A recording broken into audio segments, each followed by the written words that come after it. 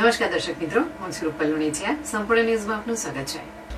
વાવથરા જિલ્લામાં રામપુરા ગામે વર્ષોથી વસવાટ કરતા ગરીબ દલિત પરિવારો સામે તંત્ર દ્વારા દબાણ હટાવવાની કામગીરી હાથ ધરવામાં આવતા મુશ્કેલી ઉભી થઈ છે.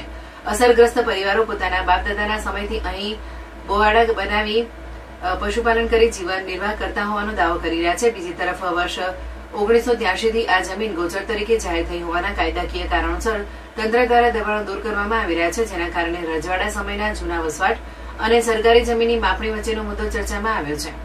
અસરગ્રસ્ત તરસાભાઈ બોચિયા સહિતના ગ્રામજનોના જણાવ્યા મુજબ તેઓ વર્ષોથી નિયમિત ઘરવેરો અને પાણીવેરો ભરતા આવ્યા છે. દબાણ હટાવવાની કામગીરી દરમિયાન તેમની વાડ તોડી પાડવામાં આવી છે. પશુઓને પાણી પીવડાવ્યા બાદ ઉપયોગમાં લેવાતો કૂવો પણ પૂરી દેવામાં આવ્યો હોવાનો ગ્રામજનોએ આક્ષેપો કર્યો છે. હાલ તંત્ર દ્વારા ચોમાસા પૂરતી જ મુદત આપવામાં આવી હોવાથી વરસાદી ઋતુ બાદ પરિવાર અને પશુઓ સાથે ક્યાં જવું તેની ચિંતા અસરગ્રસ્ત પરિવારોમાં જોવા મળી રહી છે. અસરગ્રસ્ત ગરીબ પરિવારો પાસે અન્ય કોઈ માલિકીની જમીન કે રહેઠાણ ન હોવાનું જણાવી સરકાર અને જિલ્લા વહીવટીતંત્ર સમક્ષ તાત્કાલિક વૈકલ્પિક રહેઠાણની વ્યવસ્થા ઉભી કરવાની માંગ કરી છે.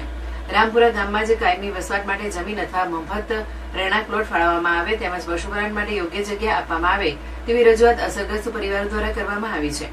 તેઓનું કહેવું છે કે દબાણ હટાવવાની કાર્યવાહી બાદ પરિવારો અને પશુઓને રસ્તા પર આવી જવાની સ્થિતિ ઉભી ન થાય તે માટે તંત્ર દ્વારા માનવતાપૂર્ણ ઉકેલ લાવવામાં આવે.